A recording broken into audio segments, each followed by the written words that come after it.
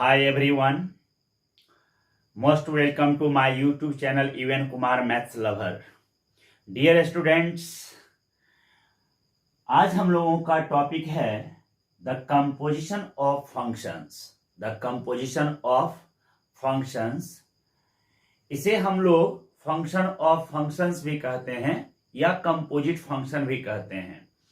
कहीं कहीं पर यह प्रोडक्ट ऑफ फंक्शंस भी बोला जाता है, लेकिन जनरली हम लोग प्रोडक्ट ऑफ फंक्शंस का मतलब समझते हैं कि दो फंक्शंस अलग अलग दिया हुआ है तो उसको हम मल्टीप्लाई कर देते हैं.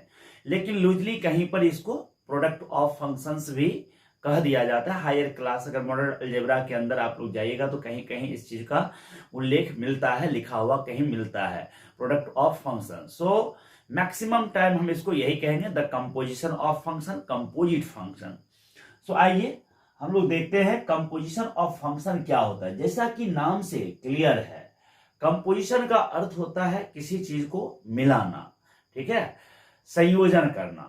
सो कंपोजिशन ऑफ फंक्शंस में दो फंक्शंस को हम लोग मिक्स करेंगे, मिलाएंगे, कंबाइंड करेंगे. और इस तरह से कंबाइंड करेंगे कि जैसे समझिए थोड़ा सा, यदि कोई फंक्शन f है जो a से b में है, a से b में, a उसका डोमेन हो गया, b उसका को डोमेन हो गया. और एक दूसरा फंक्शन है g जो b से c में है. इट मीन्स ये हुआ कि f फंक्शन के तहत a का मेंबर पुट करेंगे तो कोई ना कोई मेंबर हमको b का मिलेगा. और जब g फंक्शन में b का कोई मेंबर पुट करेंगे तो हमको c का कोई ना कोई रिजल्ट आएगा.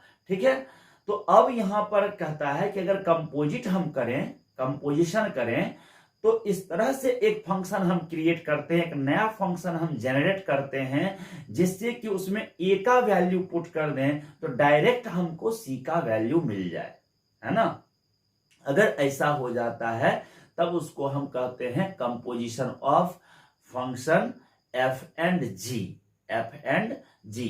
सो आइए थोड़ा इसको समझिए कैसे ये होता है, इसको हम लोग समझते हैं. पहले पिक्चर से समझ लीजिए क्या होता है. मान लीजिए कि ये एक सेट है A, ठीक है, और ये दूसरा सेट है आपको B, और ये तीसरा सेट है आपको C, ठीक है. अब इसके मेंबर्स को हम X से रिप्रेजेंट कर दिए, इसके मेंबर को Y से कर दिए, और इसके मेंबर को हम Z से रिप्रेजेंट कर दिए. It means all elements of the set A are represented by X and all elements of set B represented by Y and all elements of C represented by Z. अब हमारे पास एक set है F, एक set है F which is from A to B. तो F के लिए domain हमारा कौन हो गया, A, और B क्या हो गया, को डोमेन. इसमें आप लोगों को कोई प्रॉब्लम नहीं होना चाहिए. अब एक दूसरा फंक्शन है, दूसरा फंक्शन क्या है, G, समझ गए, जो कहां से कहां है, B से C में है. अगर हम इसे लिखें तो ये ऐसे लिखाएगा, F is mapping from A to B, ऐसे लिखाएगा. And G is mapping from B to C. So F के लिए डोमेन कौन है, A. F के लिए डोमेन कौन है, A, और को डोमेन क्या है, B. सो हम ऐसा कह सकते हैं कि ये A जो है डोमेन ऑफ F है, डोमेन ऑफ F है, और B जो है वह कोडोमेन ऑफ F है, कोडोमेन. उसी तरह B जो है डोमेन ऑफ G है, डोमेन ऑफ G है, और C जो है वह कोडोमेन ऑफ, कोडोमेन पूरा समझ जाइएगा आप, कोडोमेन ऑफ G है ना, codomain of G, function G का. अच्छा, A से B में कौन फंक्शन है, F. इसका मतलब हुआ कि F में हम यदि X को पुट करेंगे, F में यदि हम X को पुट करेंगे तो हमको Y मिलेगा. अब ये पूरा Y B का है, सभी एलिमेंट है तो टोटल y नहीं मिल जाएगा, कुछ y मिल भी सकता है और कुछ y खाली भी रह सकता है। y एक एलिमेंट को रिप्रेजेंट नहीं कर रहा है, हम आपको समझाने के लिए इस तरह का दिए। अगर हम इस x के बारे में बात करें तो ये ऐसे है x1 x2 x3 dot dot dot dot इस तरह से आया। मान लीजिए x नाम है, यहाँ ऐसे बढ़ते बढ़ते ये xn पर है, ऐसे बहुत सारा एलिमेंट इसके अंदर है तो उसको हम ऐसे छोड़े, ठीक है, या xn दे दिए। ठीक उसी तरह इसके भी member y1 y2 y3 dot dot dot dot, ये सारा y का ही वैल्यू है, समझे कि नहीं, ये सारा y का वैल्यू है। ठीक उसी तरह इसमें भी z का बहुत सारा वैल्यू, z2 z3 इस तरह से आपको है ना ढेर सारा ऐसे होगा। और ये zn, और जरूरी नहीं है कि सब में बराबर एलिमेंट ही हो, सो हम यहाँ yn कर देते हैं, यहाँ हम ym कह देते हैं, यहाँ zk कर देते हैं। जरूरी नहीं है कि सब में एलिमेंट की संख्या क्या हो, बराबर हो भी सकता है, नहीं भी हो सकता है, ये कोई प्रॉब्लम नहीं है, ठीक है। सो अब थोड़ा समझिए क्या हम कहने जा रहे हैं। मैपिंग क्या है हमारा, ए से बी में एफ है, इसका मतलब हुआ कि एफ में यदि एक्स हम पुट किए तो इसका रिजल्ट हमको क्या मिला, वाई। इट मीन्स y बराबर हमको एफ ऑफ एक्स निकल गया, y इक्वल टू क्या निकल गया, एफ ऑफ एक्स। और y का कनेक्शन मान लीजिए इधर z से हो गया, y का कनेक्शन क्या हो गया, z से हो गया। अब यहां हम देखते हैं कि y is equal to f of x लिखाया, देखिए जो रिजल्ट आया वो पहले लिखाया, एफ ऑफ मतलब जिसको पुट किए वो यहां है, इसमें गौर करिए रिजल्ट क्या आ रहा है, z, तो z लिखाएगा पहले, इज इक्वल टू किसमें पुट किए थे, इस फंक्शन में, g फंक्शन में। सो अगर हम कहें z equal to g of y तो इसमें किसी तरह का कोई प्रॉब्लम नहीं होना चाहिए। अब अगर हम थोड़ा आगे बढ़ा दें तो ये तो z ठीक है, g भी ठीक है, लेकिन y बराबर आपको है कितना, सो देखिए तो y बराबर f of x, f of x ऐसे लिख दिए, और इसी का नाम दिया जाता है गॉफ x, ऐसे गॉफ x, या ये कहिए कि composition of f and g, composition of f and g। देखिए f एंड g बोलते हैं लेकिन g पहले है f बाद में है, तो composition of f and g। लेकिन आप जानते हैं कि ऑपरेशन ब्रैकेट के अंदर से स्टार्ट होता है तो पहले f का काम होगा, जो f आएगा वह g के अंदर पुट होगा और तब जाकर के ये वैल्यू निकलेगा, है ना। अब थोड़ा इसको आप अच्छे से देख रहे हैं, ये जो हम लिख दिए हैं पिक्चर से, लेकिन अभी ये पूरी तरह से क्लियर नहीं हुआ है, अभी हम लोग इस पर और बात कर लेंगे तो थोड़ा ज्यादा बेहतर होगा। लैंग्वेज हम लोग लिख लेंगे इसका तो और बेहतर हो जाएगा, और फिर हम इसके कंडीशन को थोड़ा समझ पाएंगे तो ठीक रहेगा। तो आइए हम लोग देखते हैं, सबसे पहले यहां पर हम कंपोजिशन ऑफ फंक्शन को डिफाइन कर देते हैं, ठीक है। सबसे पहले हम इस पिक्चर के मदद से कंपोजिशन फंक्शन को क्या कर देते हैं, डिफाइन कर देते हैं लैंग्वेज में, ठीक है। तो कहता है if f is mapping from a to b is any function, and g is mapping from b to c is another function, then a function which associates means connect कर देना, associates each element of set A with unique element of set C, सीधे A से connection कहां पहुंचा दिए, A से C में, is called the composition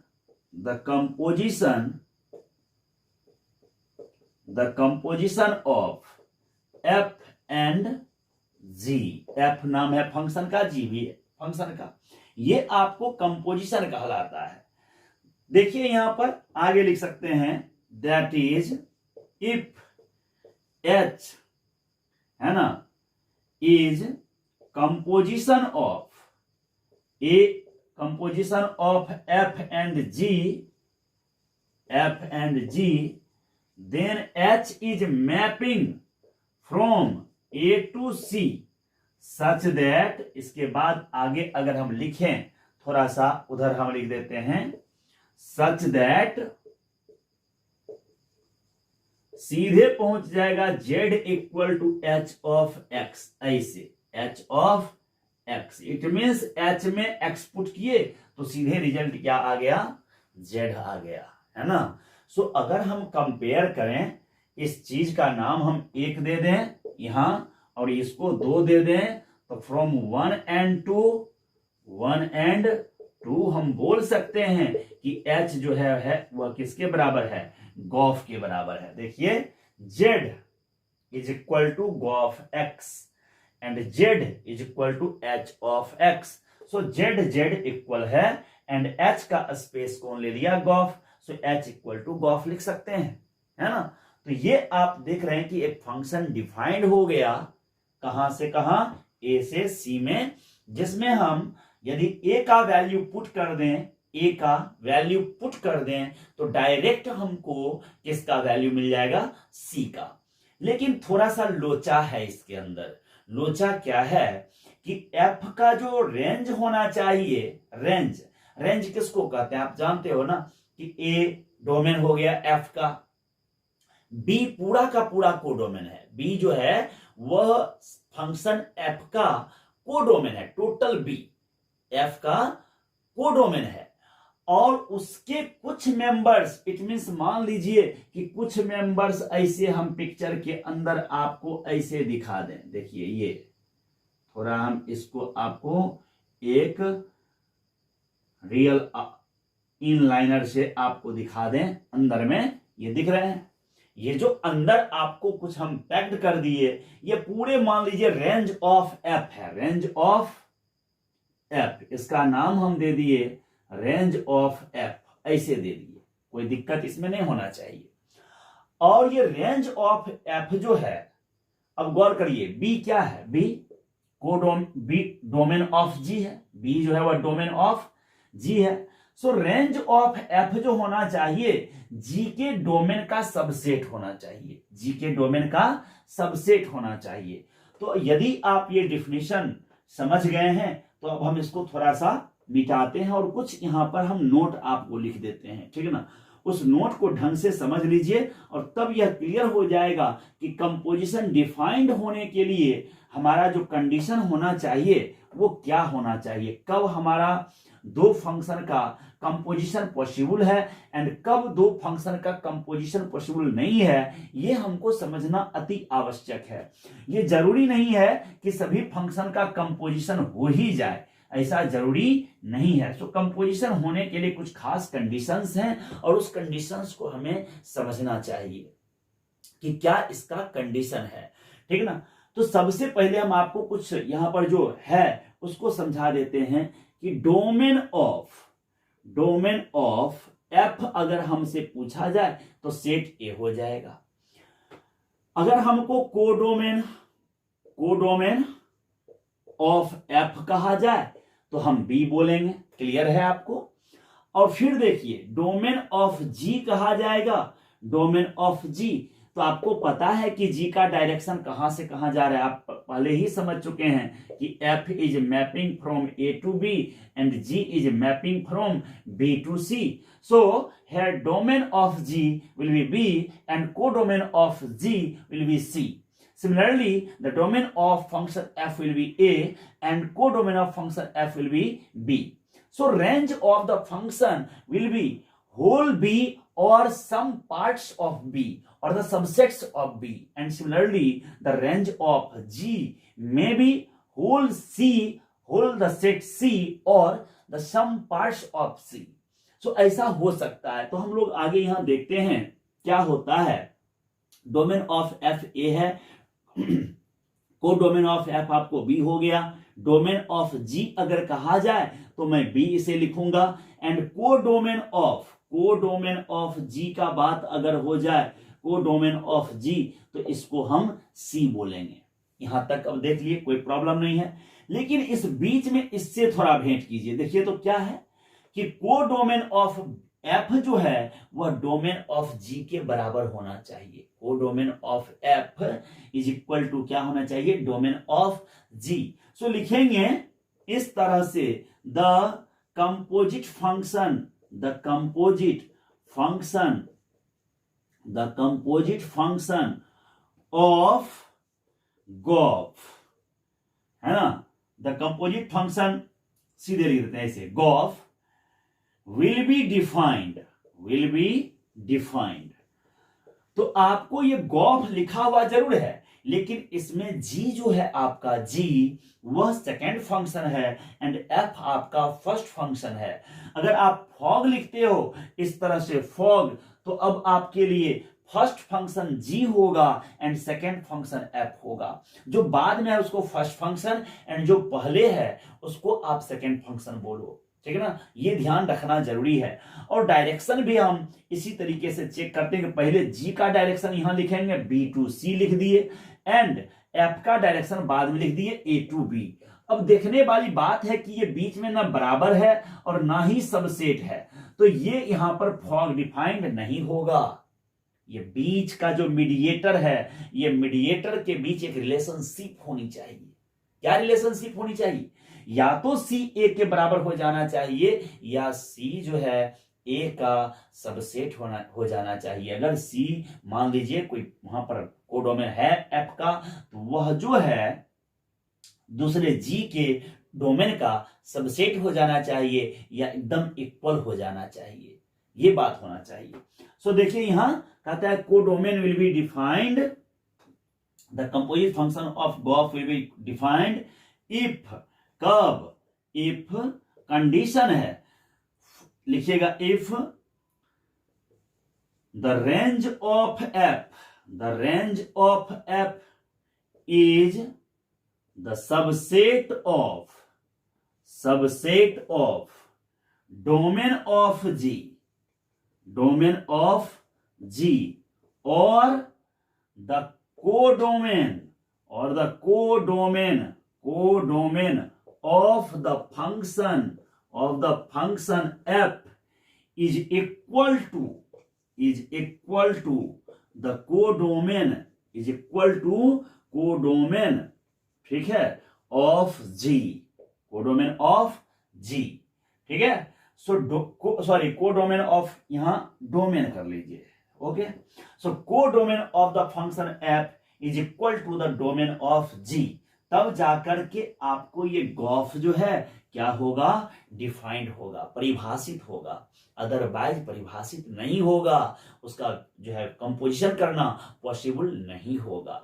तो अब थोड़ा हम आगे बढ़ते हैं, आइए समझिए, यहां पे हम आपको इसको आगे बढ़ाते हैं, इस पिक्चर को मिटाते हैं और तब थोड़ा सा और ज्यादा हम एग्जाम्पल के द्वारा इसे क्लियर करेंगे।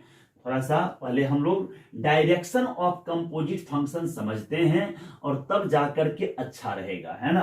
तब हम समझ पाएंगे कि कहां हमको कंपोजिशन डिफाइंड करना है और कहां कंपोजिशन डिफाइंड नहीं करना है, किस जगह पे किस दो फंक्शन का कंपोजिशन पॉसिबल है और किस दो फंक्शन का कंपोजिशन पॉसिबल नहीं है, ये हम समझ पाएंगे डायरेक्शन ऑफ कंपोजिट फंक्शन से।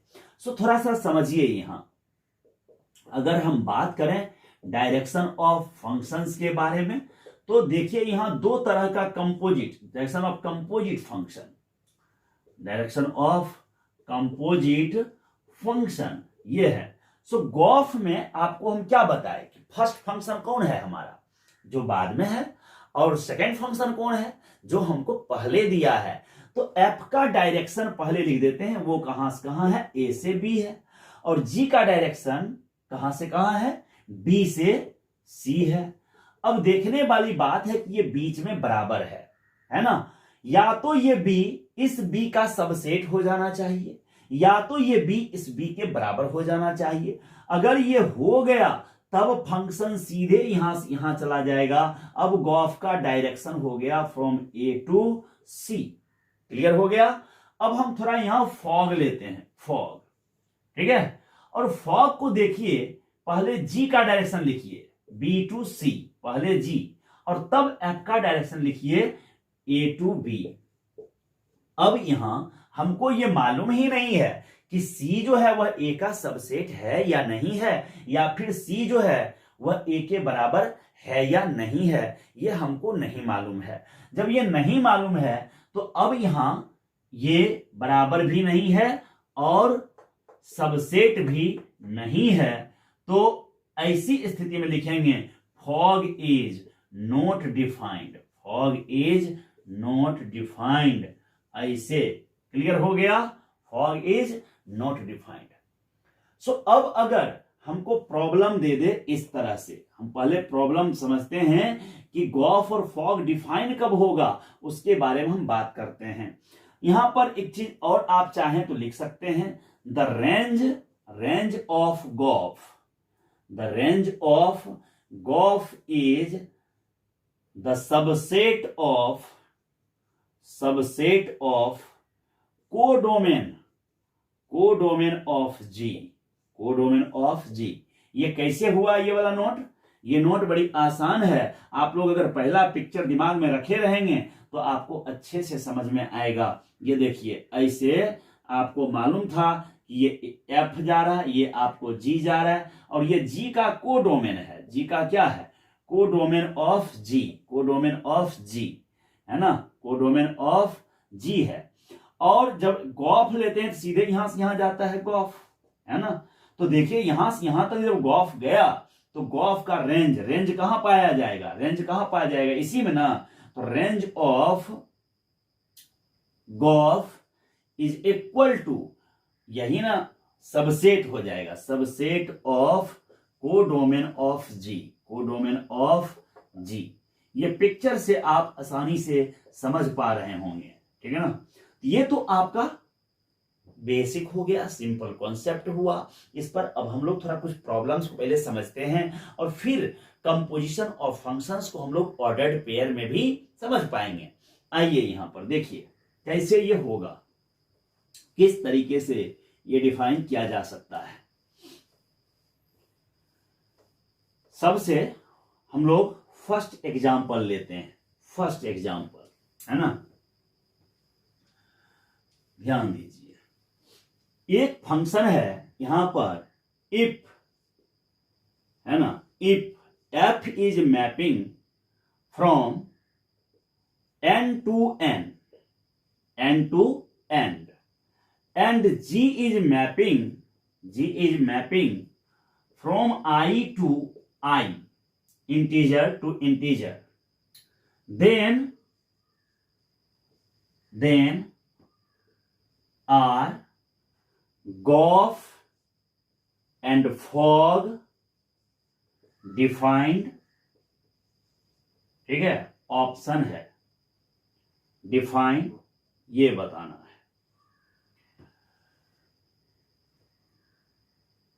ये परिभाषित है या नहीं है, ये बताना है। अब थोड़ा समझिएगा यहां कैसे ये होगा। Gof and fog are defined, तो देखिए कैसे होता है। यहां पे सबसे पहले हम गॉफ के बारे में सोचते हैं। गॉफ, एफ का डायरेक्शन पहले लिखा जाएगा, तो एफ का डायरेक्शन क्या है? N to n. N g का डायरेक्शन क्या है? आई टू आई। और हम जानते हैं कि एन जो है यह इस आई का सबसेट है, या तो यह इसके बराबर हो जाना चाहिए, ये बीच में जो मीडिएटर है सो बराबर हो जाना चाहिए, या फिर सबसेट हो जाना चाहिए। तो आपको पता है कि नेचुरल नंबर इंटीजर का सबसेट होता है।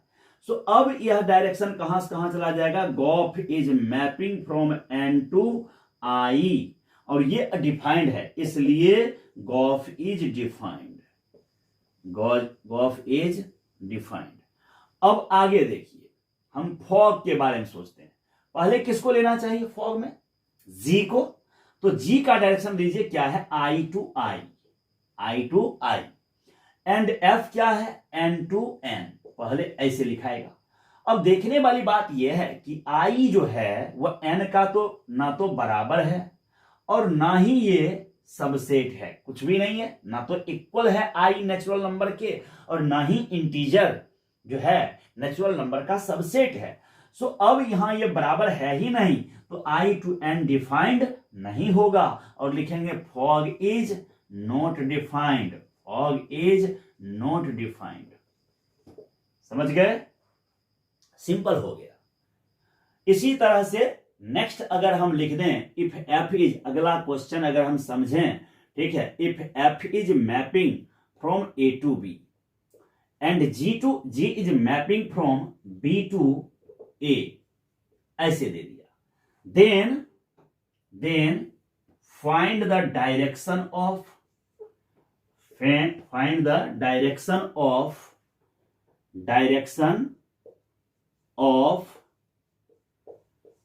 Gauff and fog.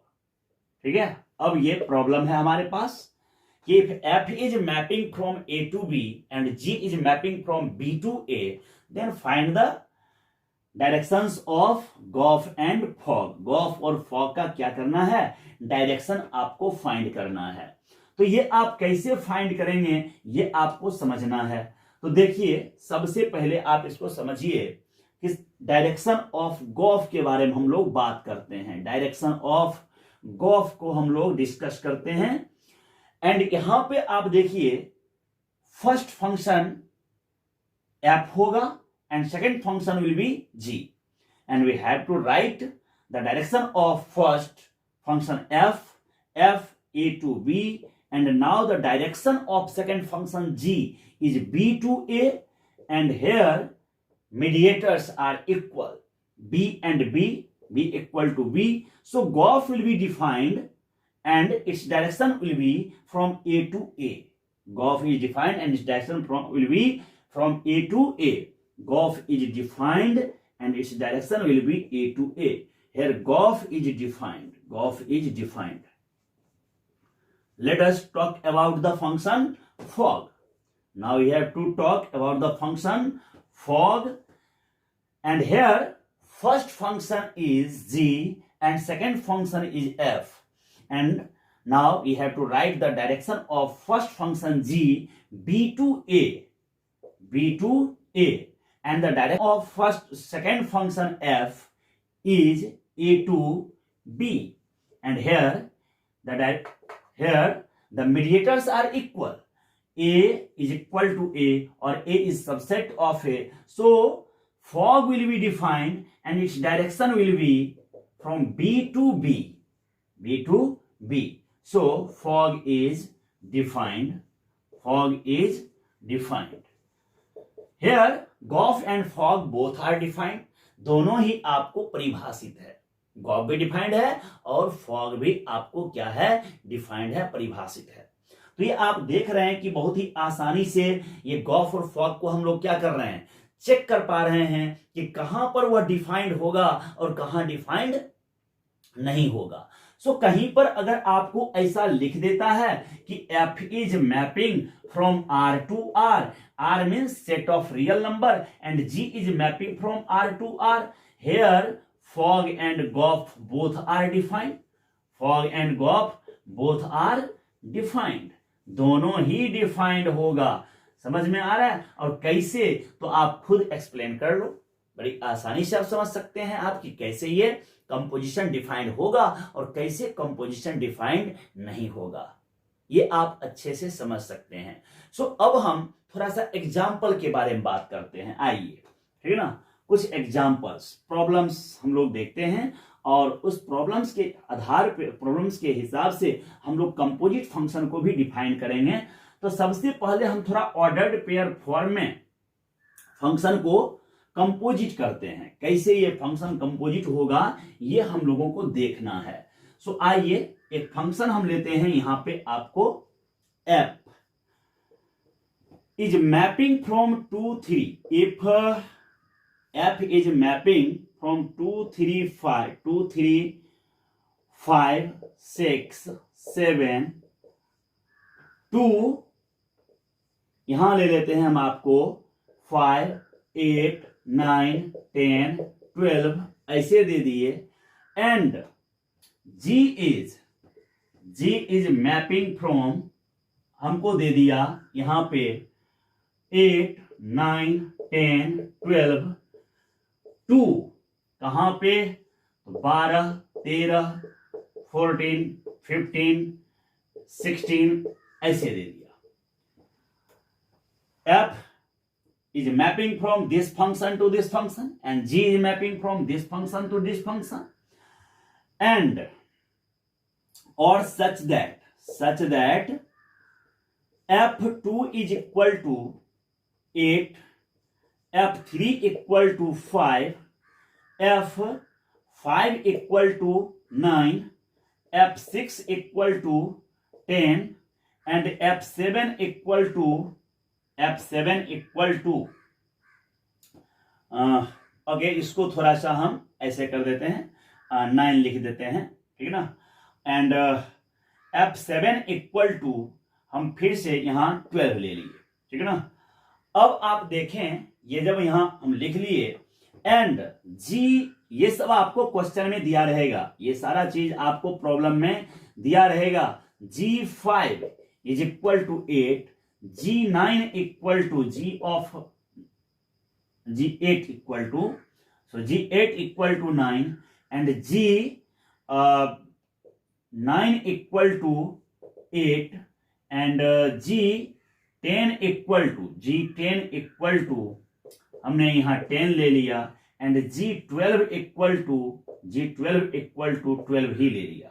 चलिए, मैंने ये पूरा चीज आपको लिख दिया, ओके। ये टोटल का टोटल आपको क्वेश्चंस है। तब प्रॉब्लम पूछ दिया then find gof and fog, ये आपको प्रॉब्लम दे दिया। अब ये जो प्रॉब्लम आपको है इसको बनाना है, तो इतना लेंथी तो है नहीं। आप सबसे पहले क्या करो कि इसका पिक्चर बना लो, जो कुछ लिखा हुआ है ना इसका आप डायग्राम बना लो। सबसे पहले एफ गॉफ है ना, यहाँ क्या है गॉफ, इसका मतलब पहले एफ को लिखना पड़ेगा, एफ का पिक्चर बनाना पड़ेगा। तो चलिए हम एफ का पिक्चर यहां तैयार करते हैं। यहां पहले सेट ये लिए और ये सेट लिए और ये सेट, सुविधा के लिए हम ABC इसका नाम दे दिए। ए के मेंबर आपको यहां 2, 3, 5, 6, 7 है इस तरह से, और इधर आपको 5, 8, 9, 10, 12 है, ये आपको यहां दे दिया ऐसे। एंड उसके बाद आपको इधर दे दिया क्या, इधर आपको लेकर के दे दिया सी में, देखिए 8, 9, 10 एंड 12, ये हमने यहां आपको लिख दिया। अब अगर आप गौर करें तो 2 का कनेक्शन यहां दे दिया है, F2 कनेक्शन 8, इट मींस 2 का कनेक्शन 8 से। चलिए यहां लिख दिए। 3 का कनेक्शन 9 से दे दिया एसोसिएशन, फिर 5 का कनेक्शन भी 9 से दे दिया, तो इसको हम यहां मिला दिए। एंड उसके बाद 6 का कनेक्शन 10 से दे दिया, तो हम 10 को मिला दिए। एंड 7 का कनेक्शन 12 दे दिया, तो चलिए 12 दे दिया, हो गया। एंड आगे अब देखिए, गौर कीजिए कि 5 का कनेक्शन G5 8 दे दिया, चलिए इसको यहां मिला दीजिए 8। एंड G8 इक्वल टू 9 दे दिया, इसको आप इससे मिला दीजिए। And G9 is equal to 8 दे दिया, तो आप इसको यहां मिला दीजिए ऐसे, G9 equal to 8। And G10 आपको 10 दे दिया है, तो 10 को मिला दीजिए इसे। एंड G12 इक्वल टू 12 दे दिया, तो 12 मिला दीजिए। अब यहां तक आपको कोई प्रॉब्लम नहीं है। अब ये जब डायग्राम क्रिएट हो गया, हालांकि ये डायग्राम क्रिएट अभी समझाने के लिए आपको किए, डायग्राम क्रिएट करने की आवश्यकता भी नहीं है, तब भी आंसर डायरेक्ट लिखा जा सकता था, लेकिन हम आपको समझाने के लिए ये डायरेक्ट जो है सो डायग्राम आपको बना दिए। अब हमको जवाब देना है गॉफ इक्वल टू क्या होगा, gof equal to ordered pair में जवाब मिलेगा। अब हमको क्या मिलेगा, तो ध्यान दीजिए, 2 का कनेक्शन यहां से 8 को गया, 8 का कनेक्शन 9 को गया, इट मींस 2 का कनेक्शन सीधे 9 से हो जाएगा, बीच का मीडिएटर 8 गायब हो जाएगा और यहां लिखाएगा 2, 9 हो गया। 3 का कनेक्शन 9 पे गया, 9 से कनेक्शन उठ के फिर 8 पर गया, तो 3, 8 लिखाएगा, 3, 8। फिर देखिए 5 का कनेक्शन 9 पे गया और 9 का कनेक्शन फिर 8 पे गया, सो 5, 8। 5 8, और फिर देखिए 6 का कनेक्शन 10 पे गया और 10 का कनेक्शन फिर 10 पे गया, तो इसको लिखिए 6 10, और फिर देखिए 7 का कनेक्शन 12 पर गया और 12 का कनेक्शन 12 पर गया, तो 7 12। बीच का मीडिएटर गायब हुआ, बीच का मीडिएटर गायब हो गया और सीधे देखिए गॉफ डिफाइंड हो गया। जब आपको फॉग पूछा जाएगा, फॉग, तो फॉग के लिए समझिए सबसे पहले आपको जी देखना पड़ेगा। तो जी का आपको जो कोडोमेन है उस पर थोड़ा नजर डालिए। जी का कोडोमेन ये है, कोडोमेन, और एफ का डोमेन देखिए, एफ का डोमेन ये। सो जी का कोडोमेन, जी का है ना कोडोमेन, ऐसे हम हिंदी में नहीं लिख के ऐसे लिख देते हैं, codomain of G, codomain of G, गौर कर रहे हैं, कोडोमेन ऑफ जी वहां पर है, codomain of G is not the subset of domain of F, है ना। फर्स्ट का कोडोमेन सेकंड के डोमेन का सबसेट होना, फर्स्ट का कोडोमेन सेकंड के कोडोमेन का सबसेट होना चाहिए, द डोमेन ऑफ एफ। इसलिए fog is not defined, fog defined होगा ही नहीं, इसलिए निकालने की आवश्यकता है ही नहीं, तो ये प्रॉब्लम आपको सॉल्व हो गया। तो आप देख रहे हैं कि कंपोजिशन बड़ी आसानी से फाइंड किया जा सकता है, निकाला जा सकता है। अब अगर हम थोड़ा और आगे बढ़ें, इस पे कुछ और भी डिस्कस करें हम इस पर, है ना, तो देखिए किस तरह के प्रॉब्लम्स और हो सकते हैं। यहां पे प्रॉब्लम आपको कई तरह से दिया जा सकता है, और ये फंक्शन ऑफ फंक्शंस है, ठीक है ना, जो आपको डिफरेंशिएशन वगैरह में बहुत हेल्प करेगा, ठीक है ना, फंक्शन ऑफ फंक्शन। तो अभी अच्छे से आप फंक्शन ऑफ फंक्शंस को समझिए। ये आपको कंपोजिशन फंक्शन का पार्ट 1 चल रहा है। इसके बाद जो आपको वीडियो आएगा वो कंपोजिशन ऑफ फंक्शन का पार्ट 2 आएगा, और पार्ट 2 में आपको हम the properties of composition of functions के बारे में डिस्कस करेंगे, ठीक है ना। अगला जब वीडियो आपको मिलेगा तो उसमें कंपोजिशन फंक्शन पार्ट 2 मिलेगा, और पार्ट 2 में आपको the properties of composition of function पर डिस्कस किया जाएगा। तो आगे आप समझिए थोड़ा सा, यहां नेक्स्ट क्वेश्चन है, if F is mapping from are to r, यदि डायरेक्शन का कहीं कोई बात ही नहीं हो तब तो हम दोनों फंक्शन को गॉफ फॉग दोनों निकाल सकते हैं, ठीक है ना। लेकिन हम लिख रहे हैं यहां and ji is mapping from are to R, ऐसे दे दिया, एंड एफ या चाहिए such that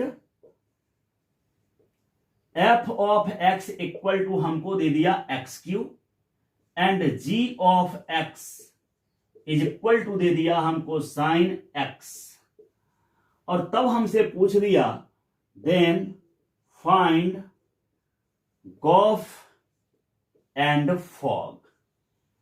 okay, so gof X अगर चाहिए, गॉफ एक्स, तो फॉर्मूला क्या पढ़े, जी एफ ऑफ एक्स, ऐसे गौर करिए, G F of G function, इसको पूरा कैसे पढ़ा जाता है सो सुनिए, G function of F function of X. अगर आप ठीक से सुने, G function of F function of X, ऐसे अगर पढ़ते हैं तो बीच में से ये थोड़ा सा जी को छोड़ दीजिए, एफ को छोड़ दीजिए, पढ़िए क्या है, फंक्शन ऑफ फंक्शन, इसीलिए नाम पड़ता है इसको क्या, फंक्शन ऑफ फंक्शन, ठीक है ना।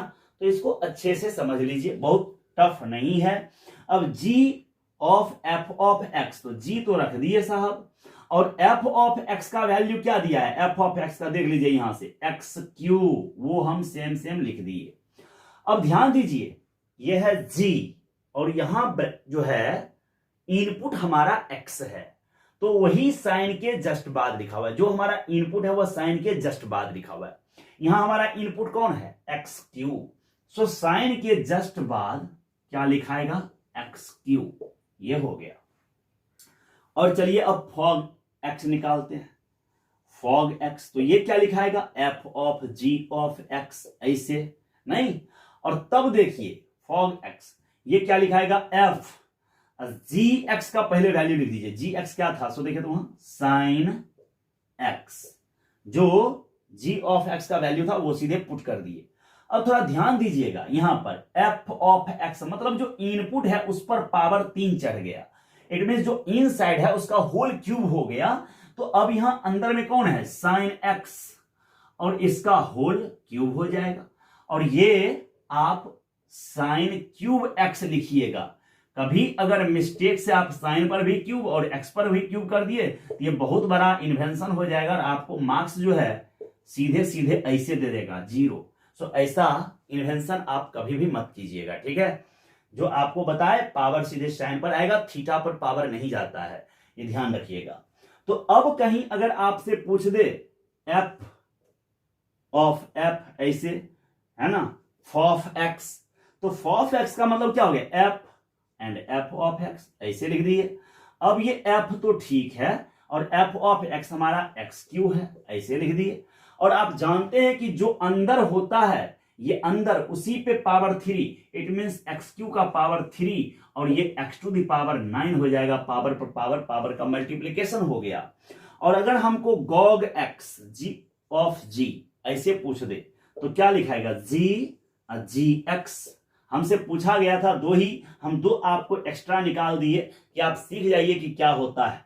और जी ऑफ जी एक्स देखिए क्या होगा, क्या था हमारे पास, जी तो ऐसा ही रहेगा और जी ऑफ एक्स की जगह पर साइन एक्स लिख दिए। आप जानते हैं कि जो यहां है वही साइन के बाद है, तो अब जो यहां है ये टोटल का टोटल साइन के बाद आ गया, एक्स की जगह पर देखिए ये पूरे साइन एक्स आ गया, तो साइन ऑफ साइन एक्स हो गया, साइन ऑफ साइन एक्स।